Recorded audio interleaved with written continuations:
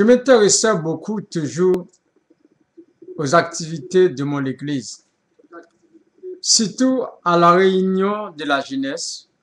J'ai cherché toujours de nouveaux membres. Un jour, mon père m'a annoncé l'arrivée d'une nouvelle famille dans le voisinage. La maison se trouvait environ à 3 kilomètres de notre. Cette famille avait une fille de même âge que moi. Je me suis dit, je dois faire sa connaissance, mais il n'a pas nécessaire de m'empresser d'attendre demain. Le lendemain, plusieurs fois, j'ai eu l'idée d'aller voir la fille, mais j'étais très occupé à la journée. C'est écoulé. Demain sera aussitôt. Je me suis dit, assurément, la famille a cité à la réunion de prière mercredi soir, et je le ferai à la connaissance de la fille. Alors, mercredi soir, je me suis rendu à l'église, mais nos voisins n'est pas venu.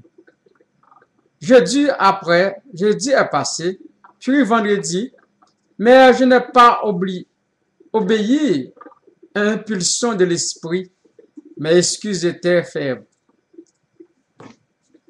Mon travail n'est pas encore achevé.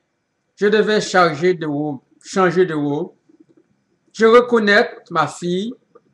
Samedi était plus d'activité. Je devais faire le ménage et faire cuire des gâteaux pour dimanche.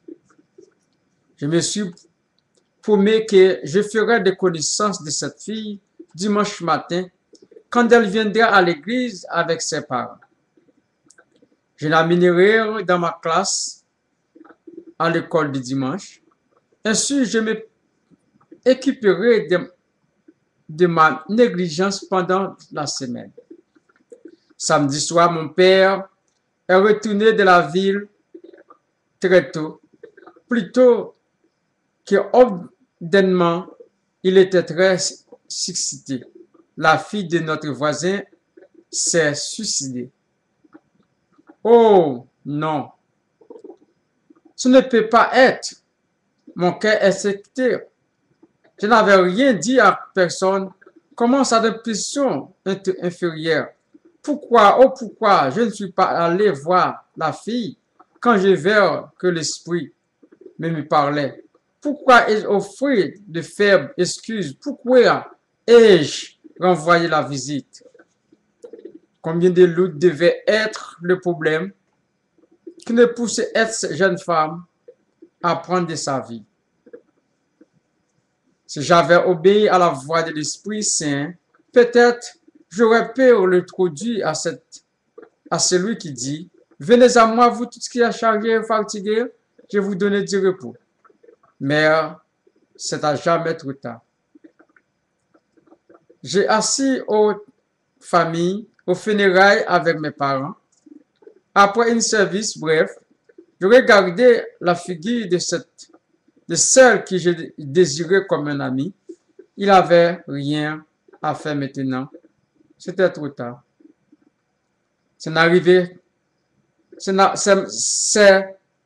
m'est arrivé il y a plus de 40 ans.